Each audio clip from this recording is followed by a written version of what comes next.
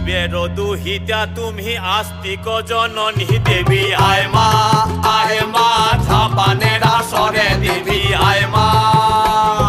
শিবের দুহিতা তুমি আস্তিক জননী চরত কাঠ মুনির পত্নী বাসকি ভগিনী দেবী আয় মা ঝাপানের আসরে দেবী আয় মা ঝাপানের আসরে তুলায় পড়ে কাতর হয়ে ডাকছি তোমারে দেবী আয় মা।